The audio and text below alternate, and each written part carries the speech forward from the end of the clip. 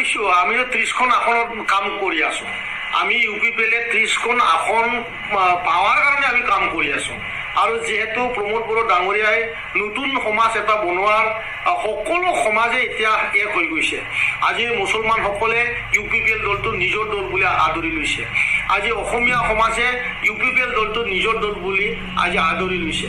আজি ৰাভাসকলে UPPL দলটো নিজৰ দল বুলি আদৰি লৈছে। ৰাজবংশীসকলে আদৰি লৈছে। বড়োসকলে আদৰি লৈছে। গতিকে এই সময়ত BTRত আজিৰ সময়ত আমি 30খন আসনটো আমি পাম বুলি আমি নিশ্চিত আছোঁ। কিন্তু ৰাজনীতিকৰ অলপ কথা বাৰ্তা আগন্তুক দিনত আৰু নতুন নতুন হ'বলৈ গৈ আছে। আমাৰ এনেও অলপ আগতে মই কৈছোঁৱে, আমাৰ ব্ৰাদাৰহুডৰ কথা আছে। আমি সকলো BJP আৰু UPPLৰ যি আমাৰ এটা ঘৰ আছে, সেই ঘৰটোও চাই চিন্তি আগন্তুক দিনটো চোৱা যাব কেনেকুৱা হয়। কিন্তু আমি UPPL হিচাপে আমি 30খন আসনত আমি কমফৰ্ট হৈ আছোঁ আৰু আজিৰ দিনত। যোৱা নিৰ্বাচনতো তেখেতসকলে 2020 চনতো তেখেতসকলে অকলে খেলিছে আৰু UPPLও অকলে খেলিছে।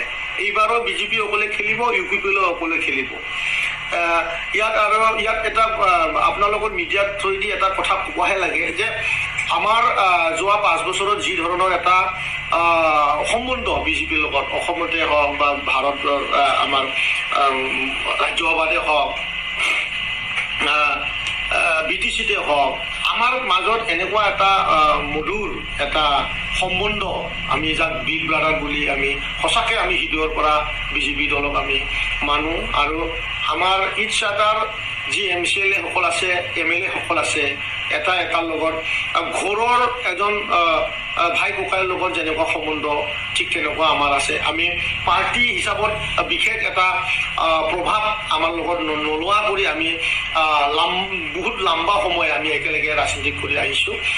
মই ভাবোঁ BJPয়ে আগন্তুক দিনতো তেখেতসকলে য'ত নিজৰ শক্তি আছে বুলি ভাবে তাত তেখেতসকলে টিকেট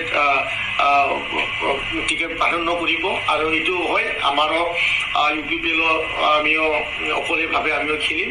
ইয়াত কোনো এটা শংকা হ'ব লগা কথা নাই।